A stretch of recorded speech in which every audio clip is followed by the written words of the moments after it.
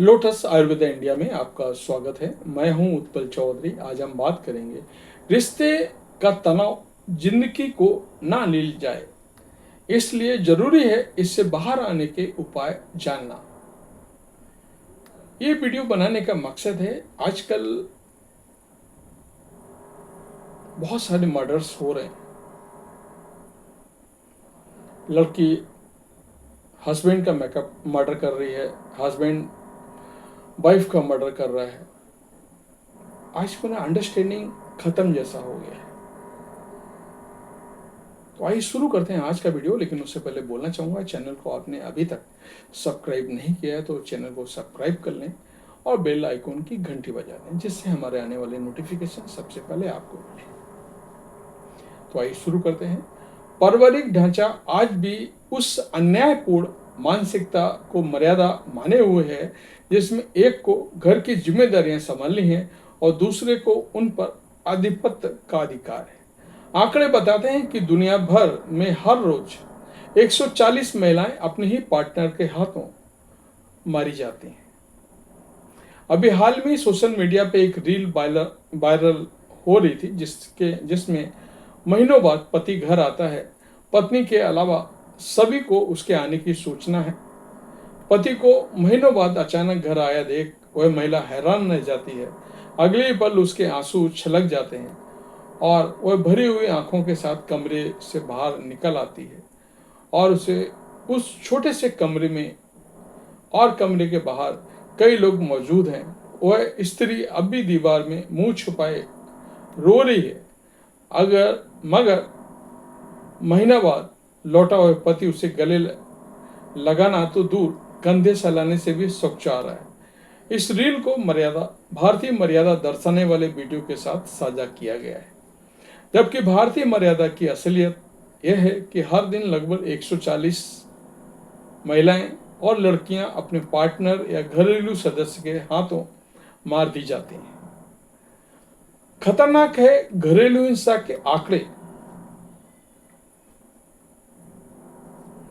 Women and UN office of drugs and crime के आंकड़े कहते हैं कि घर महिलाओं के लिए सबसे खतरनाक जगह है, जहां उनकी जान भी जा सकती है।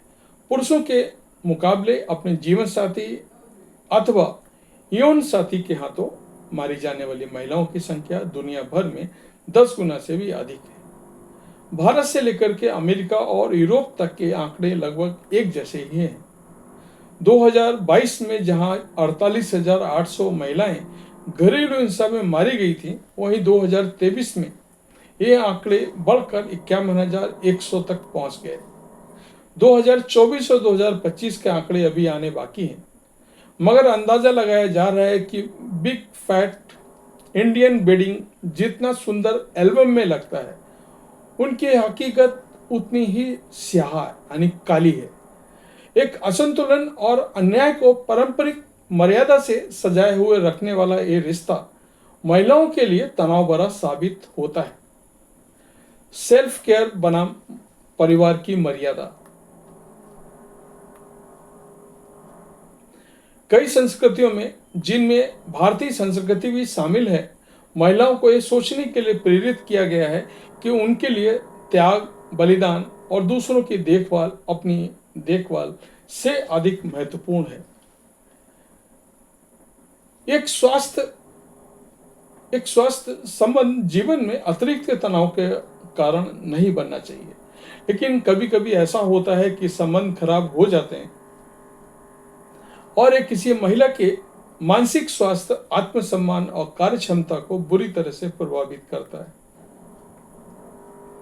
महिलाओं को बार बार याद दिलाया जाता है कि अगर रिश्ता बिगड़ रहा है तो इसमें उनकी ही गलती है। ये आत्मदोष अक्सर इनकार की भावना को जन्म देता है, जिससे भावनात्मक रूप से थकान होता है।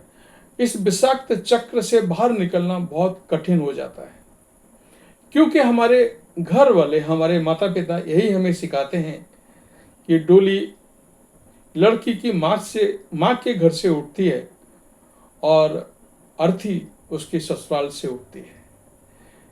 मेरा मानना है ये सब पुराने ढकोसले हैं, इनको बंद कर देना चाहिए। आपका क्या कहना है? हमें कमेंट करके जरूर बताएं। रिलेशनशिप में तनाव पैदा करने वाले सामान्य कारण क्या हैं, वो मैं आपको बता रहा हूं।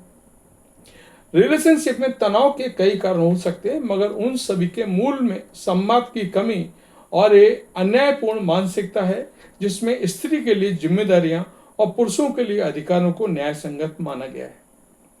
पारिवारिक ढांचा बदल रहा है। वे अपने साथी पुरुष की तरह ही शिक्षित यानी एजुकेटेड और स्किल्ड हैं, मगर मर्यादा की मानसिकता बदल नहीं रही है। स्त्रियां बाहर निकलकर काम कर रही हैं, पैसा कमा रही हैं, उनका फोकस बदल रहा है, मगर घर अब भी उनसे वही अनुगामी वाले चरित्र की उम्मीद लगाए बैठता है।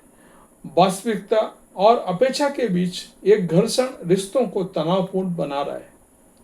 इनमें संवाद की कमी, घरेलू जिम्मेदारियों में साझेदारी, बहुत ज़्यादा साथ रहना या बहुत कम साथ रह पाना, परिवार के बाकी सदस्यों की दखलंदाजी, खर्च, बहस, पूर्वाग्रह, बेवफाई, सेक्स ऐसे मुद्दे हैं जो रिश्तों में तनाव का कारण बनते हैं। हर तनाव हिंसा तक नहीं पहुंचता है, लेकिन दोनों ही पार्टनर के जीवन के जहर घुलने लगते हैं, जिसका असर काम पर पड़ना भी स्वाभाविक है। जब कोई रिश्ता जोड़ तोड़ भरा, भावनात्मक रूप से प्रताड़ित करने वाला, आत्म केंद्रित, नियंत्रित करने वाला या विषाक्त, टॉक्सिक होता है, तो ये लंबे समय तक चलने वाले तनाव और चिंता का कारण बन सकता है, जिससे अवसाद भी हो सकता है। अंततः इसका प्रभाव ऑफिस में प्रदर्शन और रोजमर्रा की गतिविधियों पर भी दिखाई देने लगता है। क्या हो सकता है रिलेशनशिप स्टेज से बाहर निकलने का उपाय?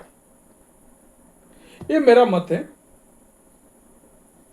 आपका मानना है मानिए, नहीं मानना मत मानिए। मैं मत अपना प्रेजेंट कर रहा हूं।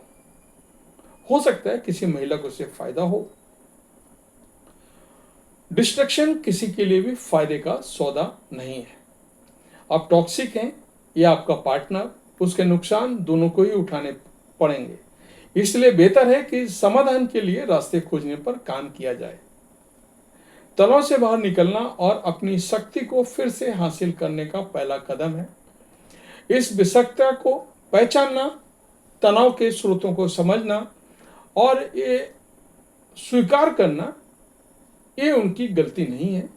विषाक्त रिश्तों से निपटने के लिए भावनात्मक बुद्धिमत्ता विकसित करना, सीमाएं तय करना और प्रोफेशनल सहायता लेना बहुत जरूरी है।